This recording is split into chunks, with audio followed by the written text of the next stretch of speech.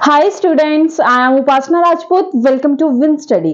तो स्टूडेंट्स कैसे हैं आप सब? आई होप आप सब अच्छे होंगे। तो आज हम स्टार्ट करने जा रहे हैं एक्सरसाइज 4.1 का क्वेश्चन नंबर 2, यानी कि आपके चैप्टर का नाम था क्वाड्रेटिक इक्वेशन और हम अपने प्रीवियस वीडियो में क्वेश्चन नंबर 1 को कंप्लीट कर चुके हैं। तो आज हम क्या करेंगे, क्वेश्चन नंबर 2। तो सबसे पहले हमारा क्या काम होता है कि क्वेश्चन को अच्छे से रीड कर लेना कि आखिरकार हमें ये क्वेश्चन में क्या कहना चाह रहा है, क्योंकि जब तक हमें ये मालूमात नहीं है कि हमें क्वेश्चन में पूछा क्या एग्जैक्टली कि क्या पूछा है, तब तक कोई भी सवाल ही पैदा नहीं होता कि आप सॉल्यूशन करने लग पड़ो। तो समझते हैं, पहले 1 से 2 बार रीड कीजिए, जितनी बार भी समझना है उतनी बार रीड कीजिए, लेकिन बिना समझे क्वेश्चन को क्रैम करना एक सही तरीका नहीं होता पढ़ने का। ठीक है, तो देखिए क्वेश्चन नंबर 2 में बेटे बोलता है represent the following situations in the form of quadratic equation. Okay, इतना तो हमें पता चल गया कि इस क्वेश्चन नंबर 2 में हमें क्या बोल रहा है कि इस सिचुएशंस को आप क्वाड्रेटिक इक्वेशन के फॉर्म में रिप्रेजेंट करें। यानी कि जो हमें ये क्वेश्चन दिया है इसको क्या करना है, आपको क्वाड्रेटिक इक्वेशन में रिप्रेजेंट करना है। चलो कर लेते हैं। बोलते the area of a rectangular plot is 528 metre square, यानी कि एक रेक्टेंगुलर के प्लॉट की बात हो रही है, यही बोला गया है। तो जैसे जैसे आपको क्वेश्चन में बोलता गया आपको वैसे वैसे करते जाना है। तो जैसे मान लो यहाँ पे एक रेक्टेंगल की बात होती है, तो मैंने यहाँ पे एक रेक्टेंगल ड्रॉ कर दिया, यानी कि एक रेक्टेंगल की शेप में क्या है, प्लॉट है। ठीक है, अब बोलता है इज 5 मतलब क्या दिया, 528 मीटर स्क्वायर एरिया दिया है। तो आपको पता है कि जो बाउंड्री ये साइड वाली ये क्या होता है, पेरीमीटर, और जो बीच का जो ये सारा ये जो है ये क्या है, ये एरिया तो है, ये एरिया ही है ना। तो ये आपको कितना दिया गया है मेरे बच्चे, 528 मीटर का स्क्वायर। ओके, समझ आ गया। आगे बोलते the length of the plot is 1 more than twice its breath. अरे ये क्या सीन कर दिया इन्होंने। बोलता the length of the plot is 1 more than twice its breath, यानी कि ना तो आपको ब्रेथ अच्छे से दी है ना ही लेंथ दी है। आपको सिर्फ इतना बोल दिया गया है कि जो आपकी लेंथ है वो ब्रेथ से दो दो 2x, मतलब जैसे मान लो आप ब्रेथ है आप x मानते हैं, है ना। तो बोलता है जो लेंथ है वो उसका ट्वाइस है, 1 मोर मतलब 2 और फिर 1 ज्यादा। समझ आ रहा है क्या बोला जा रहा है। बोलता the length of the plot is 1 more than twice its breath, कि जो आपकी ब्रेथ होगी वो उससे दुगनी होगी और 1 ज्यादा होगी। अरे ये कैसी अजीब सी चीज। चलो मुझे तो बड़ा मजा आ रहा है। बोलता we need to find the length and breadth of the plot, और आपको क्या जरूरत है किसकी, इस प्लॉट की लेंथ और ब्रेथ की। चलो हमें सिर्फ इतना करना है कि हमें ये बोल दिया गया है कि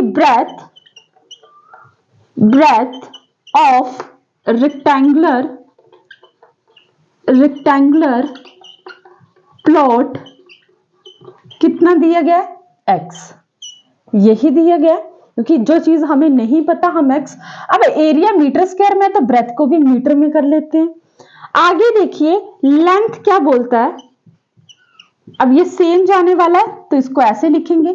लेंथ बोलता है वो ब्रेथ की 2 गुना ज्यादा और 2 गुना है और 1 ज्यादा, मतलब 2 गुना से 1 ज्यादा। यानी कि अगर ब्रेथ x है तो लेंथ कितनी हो जाएगी, 2x। ट्वाइस का मतलब यही हुआ 1 मोर, मतलब ऐड करना है, तो यानी कि +1, यही बनी। ये ट्वाइस मतलब ब्रेथ की, ट्वाइस मतलब 2x, 1 मोर मतलब 1 प्लस। तो जैसे जैसे क्वेश्चन में बोलता गया वैसे वैसे आपको करते जाना है। तभी तो मैं आपको ये कहती हूँ कि क्वेश्चन को अच्छे से रीड करना बहुत ज्यादा जरूरी होता है। समझ आ रहा है। अब देखो और क्या चीजें गिवन है, और आपको एरिया भी गिवन है ना, और जो कि आपका कितना दिया गया है, आपको 528 मीटर का स्क्वायर। ठीक है, अब आपको इतना तो पता है कि अगर कोई प्लॉट रेक्टेंगल की शेप का है तो जाने की उसका फॉर्मूला क्या होगा, लेंथ इनटू ब्रेथ।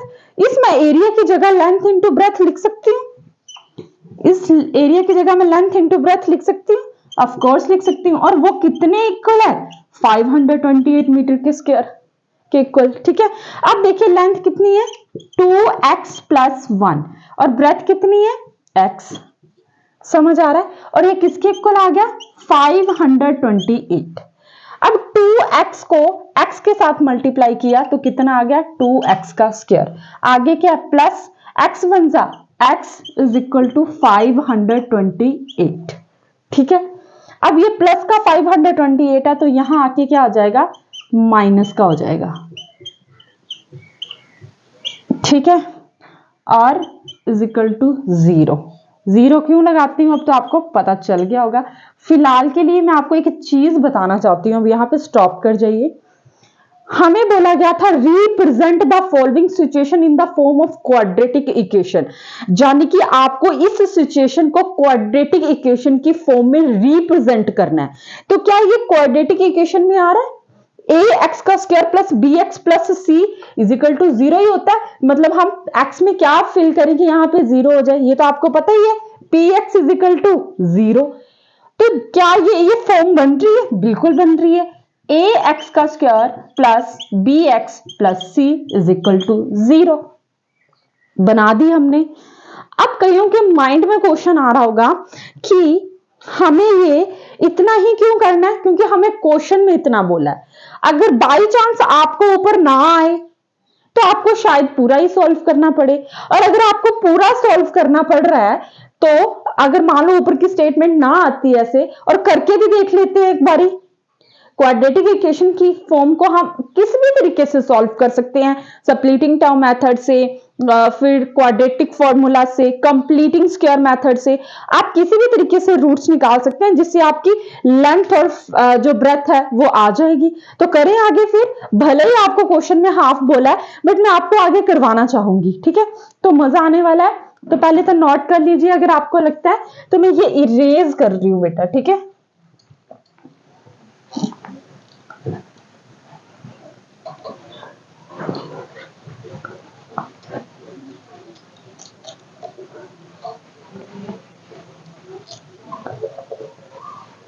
ठीक है बेटा।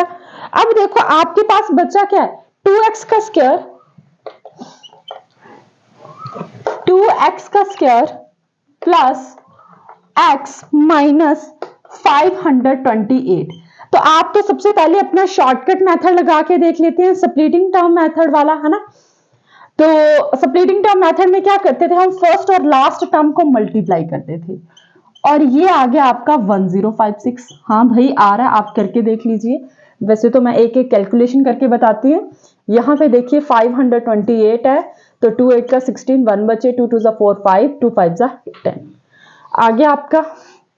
अब आपको 1056 के ऐसे फैक्टर बनाने हैं जो कि आपका प्लस का x बना दे। तो इतने बड़े के तो हमें टेबल नहीं आएगा, तो ऑब्वियसली हमें यहां से फैक्टर ही बनाने पड़ेंगे।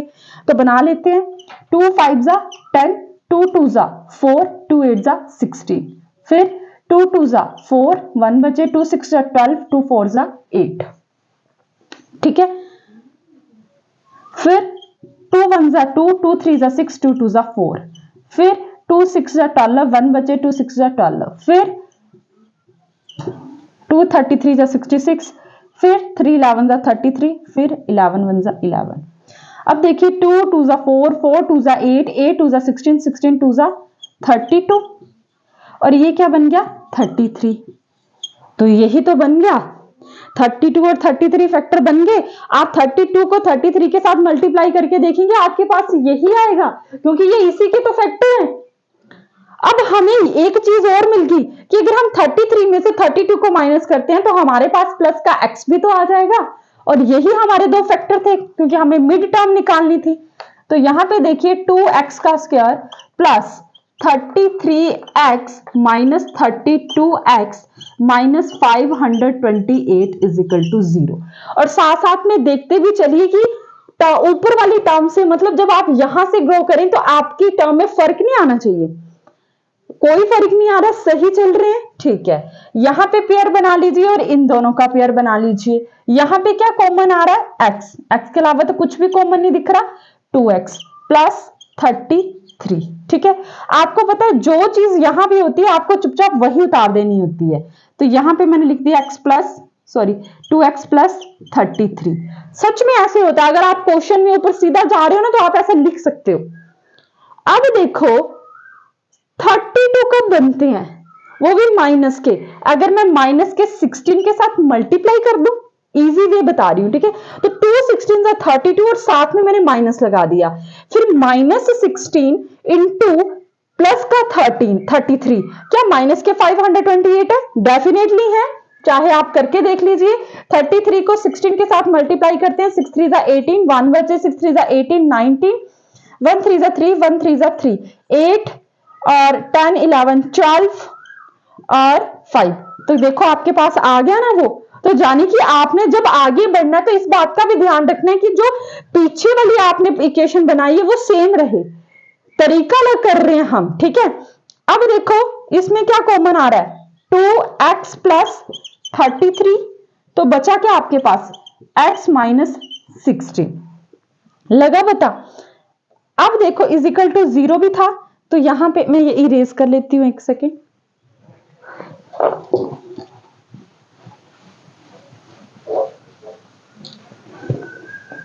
ठीक है। अब देखो 2x plus 33 is equal to 0, 2x is equal to -33, x is equal to -33/2। तो ये तो माइनस का आ गया। अब देखिए x minus 16 is equal to 0, x is equal to 0 plus 16, और x की वैल्यू कितनी आ गई, 16। ठीक है। अब मेरी बात सुनिए, जो नेगेटिव वाली होती है वो तो आप हमेशा रिजेक्ट करते हो। तो x कितना आ गया आपका, 16, और x आपने माना किसको था, ब्रेथ को माना था ना। आपने x बेटा माना किसको था, ब्रेथ को तो माना था। तो जाने कि आपकी ब्रेथ कितनी निकल के आ गई, 16 मीटर निकल के आ गई। कितनी निकल के आ गई, 16 मीटर। तो यहां पे आप लिख सकते हो कि जो आपकी ब्रेथ है वो कितनी आई है बेटा, 16 मीटर आई है। ठीक है। और जो आपकी लेंथ है वो क्या मानी थी आपने, 2x प्लस 1, यानी कि 2 इंटू 16 प्लस 1, 32 प्लस 1, और आ गया 33 मीटर। यानी कि इस तरीके से हमने जो रेक्टेंगल प्लॉट किया था, इसकी जो लेंथ आई है ये आई है 33 मीटर, और ब्रेथ कितनी आई है, 16 मीटर। और आपको पता है कि वो उससे छोटी ही होती है। और जो एरिया था जो बीच वाला, ये कितना था, 528 मीटर का स्क्वायर। लगा पता। आपको लग रहा होगा कि आगे पूछा नहीं था, मैंने करवाया क्यों, क्या पता एग्जाम में आपको ना ही बोले, कि सिर्फ क्या पता वो वाली ऊपर वाली स्टेटमेंट कट कर दी जाए। और ऐसे भी आपको फैक्टर निकालने आने चाहिए, आपकी प्रैक्टिस के लिए भी किया ये सब। ठीक है। तो नोट कीजिए,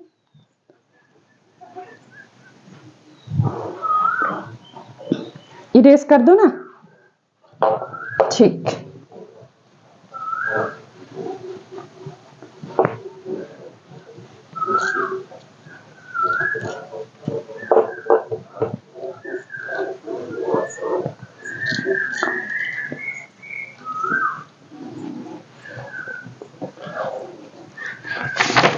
अब नेक्स्ट क्वेश्चन देखिए क्या बोलता है। बोलता है the product of two consecutive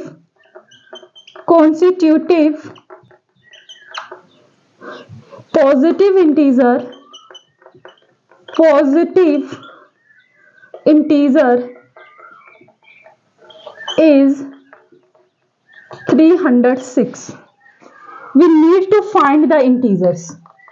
We need to find the integers. ठीक है। तो ये आपके क्वेश्चन नंबर सेकंड का बेटा क्या है, सेकंड पार्ट है। तो सबसे पहले आपको वही पहले क्वेश्चन अच्छे से रीड करें। बोलता the product of two consecutive positive integer is 306। बोलता दो कॉन्जिट्यूटिव पॉजिटिव इंटीजर है जिनका जो प्रोडक्ट है वो कितना आ रहा है, 306 के इक्वल आ रहा है। तो पहले तो मैं आपको ये बता देती हूँ कि कॉन्स्टिट्यूटिव पॉजिटिव इंटीजर क्या होते हैं, जो कॉन्टिन्यूसली चलते हैं, मतलब लगातार चलते हैं। ये नहीं कि उन दोनों नंबर्स के बीच में कोई नंबर होगा। कॉन्स्टिट्यूटिव मतलब लगातार चलने वाले नंबर, और वो नंबर बोलता पॉजिटिव भी होने चाहिए और उनका प्रोडक्ट भी कर दिया जाए, तो आपके पास क्या आए, 306 आए। तो बताइए कि वो फाइंड कीजिए कि वो इंटीजर्स क्या है। तो मान लो कि अगर ऊपर आपको स्टेटमेंट नहीं है तो आप क्वाड्रेटिक इक्वेशन इतनी थोड़ी ना छोड़कर आएंगे फिर तो। और अगर आप आगे सॉल्व कर भी देते हैं तो हर जी की अगर आपको स्प्लिटिंग टर्म मेथड आता है ना। अब देखो हमें तो कॉन्स्टिट्यूटिव पॉजिटिव इंटीजर पता ही नहीं है, 1 2 कुछ भी ऐसे तो नहीं मान सकते ना अपनी मर्जी से। तो आप एज्यूम कर लीजिए, जैसे मान लो लेट एक्स ही करते हैं हम, 1 पॉजिटिव इंटीजर कितना आ गया x, और इससे नेक्स्ट वाला जो होगा वो भी क्या होगा x प्लस 1, ठीक है, x प्लस 1 ही होगा। अब मीटर इन्होंने कुछ भी हमें मीटर मूटर कुछ भी नहीं दिया हुआ, तो इंटीजर है ऐसे लिखेंगे, तो कोई यूनिट का भी ध्यान रखते हैं, बट इसमें तो यूनिट का भी कोई फंडा नहीं है ना। अब प्रोडक्ट बोलते हैं इन दोनों का प्रोडक्ट कर दिया जाए, प्रोडक्ट यानी कि मल्टीप्लाई कर दिया जाए, ठीक है कर लेते हैं। मतलब मैं आपको ये बताने की कोशिश कर रही हूँ कि जैसे जैसे आपको दिया है ना क्वेश्चन में, अगर आप वैसे वैसे नोट करते रहेंगे तो इजी रहेगा। और किसके इक्वल दिया गया है, 306 के, ठीक है। फिर x को x के साथ मल्टीप्लाई किया, x का स्क्वायर प्लस इसी x को फिर 1 के साथ करेंगे तो ये x आ जाएगा, इज इक्वल टू 306, x का स्क्वायर प्लस x, ये प्लस का 306 यहां पे आ गया, इज इक्वल टू 0। तो क्या ये एक क्वाड्रेटिक इक्वेशन है? आपने बना दी एक क्वाड्रेटिक इक्वेशन की फॉर्म में, उसको रिप्रेजेंट कर दिया। लेकिन हम इंटीजर्स का भी पता लगा ही लेते हैं, क्योंकि अब एक्साइटमेंट तो आ ही गई है कि क्या होंगे, तो अधूरा छोड़ने से अच्छा है कि पूरा कर लिया जाए, है ना। और मुझे वैसे भी क्या है, अधूरी चीजें पसंद नहीं है, ठीक है। जहां तो करना ही नहीं है, जहां तो करना है तो पूरा करना है। बट हाँ, ओवर भी नहीं कर देना कि कोई पेपर में आप लगे रहे, एक्स्ट्रा मार्क्स नहीं मिलते, पूछा जितना उतने ही मिलेंगे, लेकिन ये जायज भी है करना, ठीक है। अब देखो जिसके साथ कुछ नहीं होता, 1 मानते हैं, तो 1 को आप मल्टीप्लाई कर देंगे लास्ट टर्म के साथ, यानी कि 306 के साथ। तो अगर 1 मल्टीप्लाई 306 करते हैं तो डेफिनेटली 306 ही आएगा। और आपको 306 के ऐसे फैक्टर बताने हैं जो कि आपका x बना दे, ठीक है। यानी कि आपको पॉजिटिव का 1 चाहिए, उनको प्लस या माइनस करके 306 के फैक्टर को। तो करते हैं, जब बड़े बड़े फैक्टर होते हैं तो हमें ये प्राइम फैक्टर निकालने ही पड़ते हैं। तो 2 15 जा 30, 2 3 जा 6, फिर 3 से जाएगा, 3 5 जा 15, 3 1 जा 3, फिर 3 17 जा 17, 3 जा 51 होते हैं, और 17 1 जा 17, तो 2 3 जा 6, 6 3 जा 18 आ गया। यानी कि एक फैक्टर आपका 18 बन गया, एक 17, और आप 18 और 17 को मल्टीप्लाई करते हैं तो आपके पास 306 ही आता है। ऑब्वियसली इसके फैक्टर है ये, है ना। और हमारा काम भी हो गया, क्योंकि अगर हम 18 में से 17 को माइनस करते हैं तो हमारे पास प्लस का क्या बच जाएगा, x बच जाएगा। यानी कि हमारे पास वो 2 पेयर भी आ गए जिसको माइनस करके x आ रहा है, और जो हमारी टर्म है उसको भी कोई फर्क नहीं पड़ा। तो x square plus 18x minus 17x minus 306 is equal to 0। और आपको पता भी चल गया कि इस तरह की अगर बड़ी बड़ी टर्म्स आ जाएं तो आप कैसे सॉल्व करेंगे, ठीक है। तो अब देखिए बेटा, बना लीजिए इस तरीके से। तो यहां पे क्या x कॉमन है, अंदर क्या बचा, x प्लस 18, ठीक है। तो मैंने आपको बोला जो चीज यहां पे लिखनी होती है वहीं आप वहीं पे उतार दिया करो, ठीक है। ये बिल्कुल इजी तरीका है, अगर आप ऊपर से लेके नीचे तक सही चले हुए हैं ना तब आप उतार सकते हो, ठीक है।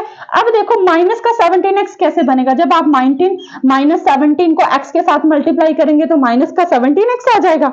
और आपको पता है 18 इंटू 17, अभी तो बताया 306 होते हैं, आपको माइनस की चाहिए, इधर तो माइनस ही है, तो माइनस आपको पता है माइनस 17 इंटू 18 क्या आ जाएगा, माइनस का 306, और ऊपर आपके पास माइनस का 306 ही तो है, बन गया ना फैक्टर। और ऊपर से लेके जब तक आप नीचे तक आएंगे सेम होनी चाहिए, ये जो चेक करते चलना है, फिर कभी भी गलती नहीं होगी। तो यहां पे देखो क्या कॉमन है, एक आपके पास x प्लस 18 कॉमन आ गया, तो बचा क्या आपके पास x माइनस 17 और इज इक्वल टू 0। अब लाइन लगा लीजिए, x plus 18 is equal to 0, x की वैल्यू माइनस 18 आ गई, और यहाँ पे x minus 17 is equal to 0, तो x की वैल्यू 17 आ गई। तो नेगेटिव वैल्यू तो वैसे भी हम क्या करते हैं, रिजेक्ट ही करते हैं। तो आपको पता चल गया कि जो आपने x क्या माना था, पहला पॉजिटिव इंटीजर, और वो कितना आ गया 17, और नेक्स्ट उससे नेक्स्ट क्या माना था 17 प्लस 1, क्योंकि कॉन्स्टिट्यूटिव चलते हैं, लगातार चलते हैं। तो ये क्या बन गया x प्लस 1, तो ये आ गया 18। यानी कि जो आपके, और देखो ये 2 नंबर कॉन्स्टिट्यूटिव ही थे, 17 और 18, 17 और 18 के बीच में नहीं कोई नंबर आता, ठीक है। और पॉजिटिव इंटीजर समझ आ रहा है? तो ठीक है, 17 और 18 आ गए, तो आप लिख सकते हैं कि जो भी कि जो first positive let to constitutive positive integer 17 and 18 लगा पता। तो आई होप स्टूडेंट्स कि आपको मेरा आज का लेक्चर समझ आया होगा और मेरी वीडियोस भी अच्छी लग रही होंगी। अगर आपको मेरी वीडियोस अच्छी लग रही है तो प्लीज प्लीज मेरे चैनल को सब्सक्राइब करें, अपने फ्रेंड्स के साथ भी जरूर शेयर करें and thank you so much मेरी वीडियोस को देखने के लिए।